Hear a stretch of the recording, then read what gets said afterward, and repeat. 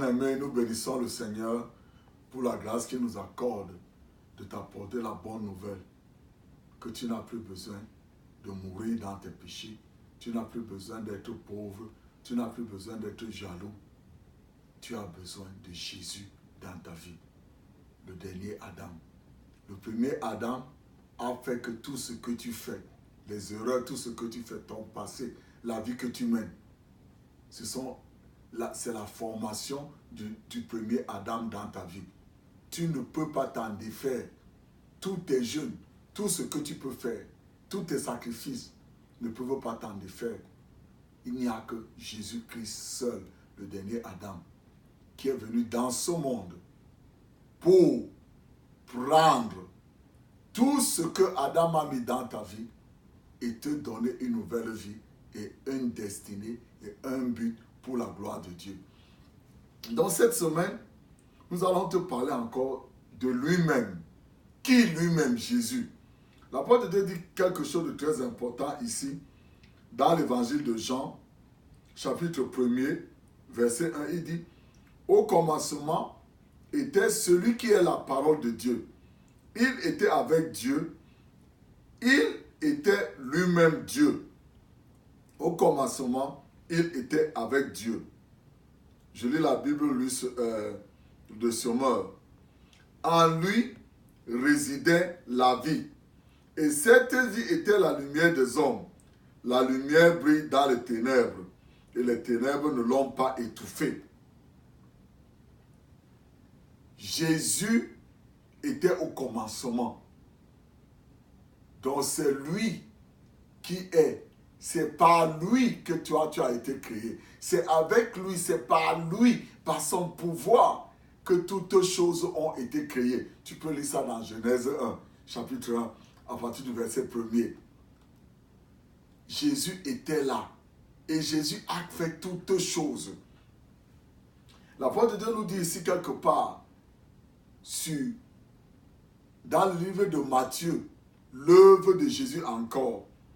Jésus était assis. Il était en train de parler, rendre ministère aux gens.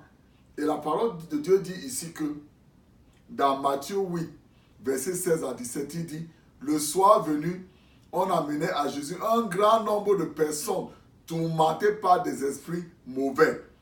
Par sa parole, Jésus chassa ces esprits et il guérit aussi tous les malades.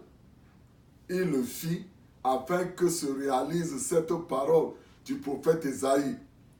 Il a pris nos infirmités et il nous a déchargés de nos maladies. Frères et sœurs, Jésus lui-même, regarde toi-même dans le miroir et dis à l'homme que tu vois dans le miroir là, qui est pauvre, qui est malade, qui est jaloux, que Jésus lui-même est venu dans ce monde pour te prendre. Il a pris les malédictions, il a pris les maladies qui étaient sur toi. Même les petits trucs que tu entends sur toi là, Jésus a pris tout ça lui-même sur son corps physique. Alors, toi, mon corps physique, tu n'as pas le droit, tu ne peux plus avoir ces choses-là, parce que Jésus a pris ces choses.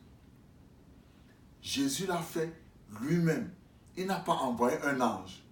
Il est venu lui-même. La base de tout ça, c'est que Adam t'a fait pécheur. Jésus t'a fait juste devant Dieu. Ne t'occupe pas de tes mauvaises actions. Ne t'occupe pas de la rancune, de ce que tu as contre quelqu'un. Laisse tout ça là. Tombe entre les mains de Jésus lui-même. En Adam, tu es rancunier. En Adam, tu fais des mauvaises choses. Mais Jésus est venu pour te délivrer. Alors regarde encore cet homme que tu vois devant le miroir et parle-lui cette semaine que Jésus lui-même est devenu pauvre pour que toi tu deviennes riche. Jésus lui-même est devenu, il est devenu malédiction pour que toi tu sois béni. Frères et sœurs, prends le temps cette semaine. Fais un travail personnel dans ta vie. Arrête de blâmer les autres. Tu n'as pas été à l'école, tu as fait ceci, cela. Non, tourne-toi à Jésus. Tous les défauts sont venus d'Adam. Mais Jésus est venu pour te prendre. Afin que quand tu vas réussir, les gens vont dire que, hé, celui-là, il a réussi. Nous, on a tout cela, nous, on a tout cela. Mais on n'a pas réussi comme lui. Comment il a fait pour réussir? Et tu vas te dire que non. Moi, je n'ai pas vos choses. Mon fondement, c'est Jésus. C'est lui seul qui m'a sauvé. Lui-même est venu et il m'a donné une destinée. Et les grandes choses que j'accomplis, c'est lui qui les accomplit au travers de moi. Je vais te lire un dernier verset dans Colossiens qui te dit que car tout ce qui est en Dieu a pris corps dans le Christ et habite pleinement en lui. Et c'est par lui que toi et moi, nous avons reçu pleinement lui qui domine toute autorité et tout pouvoir spirituel. Colossiens 2, versets 9 à 10. Nous avons tout reçu en Dieu.